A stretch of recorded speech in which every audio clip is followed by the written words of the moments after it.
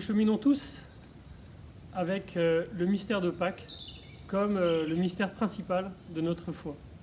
Cette année, nous le vivons de manière un peu particulière, un peu frustrante, un peu insatisfaisante, puisque nous n'avons pas pu nous rassembler comme nous le faisons d'habitude. Si le Christ n'est pas ressuscité, notre foi est vaine. C'est ce que dit saint Paul aux Corinthiens, c'est une phrase que nous avons souvent entendue. Une phrase qui nous accompagne et qui nous oblige à nous expliquer avec le mystère de la résurrection comme ce mystère principal de notre vie. Et nous le faisons différemment au fur et à mesure de notre existence, au fur et à mesure qu'elle avance. Pour ma part, quand je regarde la manière dont je crois à la résurrection depuis que je suis enfant, elle a connu au moins 3 étapes. Une étape dans l'enfance où je me disais que la vie éternelle, c'était de vivre toujours au-delà même de la mort, de prolonger sa vie. Et puis après, j'ai conçu la résurrection comme un dénouement de ces doutes intimes qui nous viennent de manière plus ou moins obscure. Ces doutes intimes sur la possibilité de vivre vraiment heureux, de vivre pleinement. Et puis la résurrection est devenue pour moi l'argument qui me manquait pour croire que la vie est vraiment possible. Aujourd'hui, le motif qui me porte davantage, c'est que de la résurrection, il y a un auteur. Comme dit Pierre dans les Actes des Apôtres, au début des Actes, ce Jésus que vous aviez crucifié, Dieu l'a ressuscité. Dans la résurrection, Dieu se révèle et Dieu nous introduit dans un nouveau rapport de communion, de paix et d'amour avec lui, au-delà de la croix, au-delà du pardon qu'il nous donne. Je vous souhaite à tous d'accueillir aussi ce motif, ce Jésus que les hommes ont rejeté, Dieu l'a justifié, Dieu l'a ressuscité des morts. Dans la nuit de Pâques, la lumière du Christ, vainqueur de la mort, vainqueur du tombeau, a percé les ténèbres.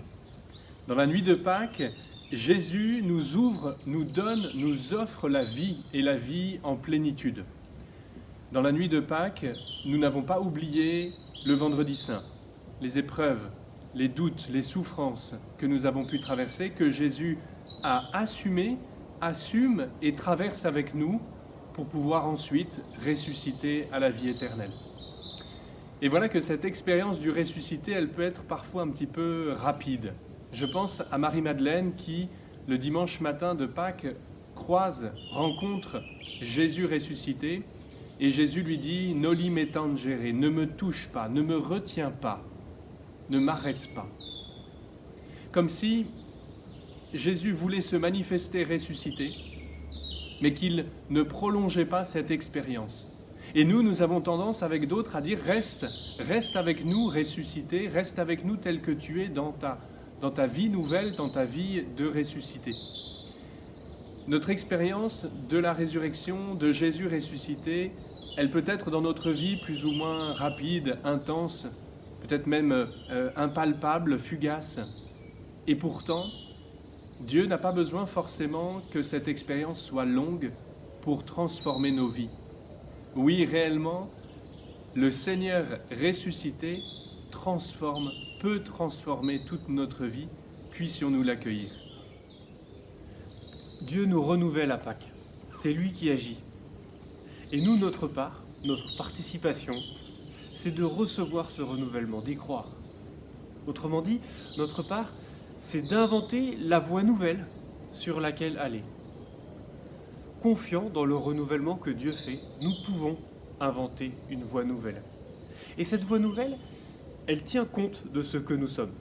Les péchés d'hier ont laissé en nous une sorte d'inclinaison à recommencer. Mais Dieu nous fait repartir tels que nous sommes, même si cette inclination est toujours en nous. Dieu nous fait repartir et peu à peu, il va nous travailler. L'inclinaison, elle changera avec le temps. C'est l'expérience que font les apôtres à la résurrection. Le jour de Pâques, les apôtres, ils ont en eux la même inclinaison que l'avant-veille. Ils ont en eux la même inclinaison que lorsqu'ils ont fui, lorsqu'ils ont renié. Mais avec la résurrection, ils commencent avec Jésus ressuscité une voie nouvelle. Et peu à peu, Dieu va les travailler. et c'est à nous aussi de faire de même. Le Christ est ressuscité. Il est vraiment ressuscité. Alléluia. Alléluia.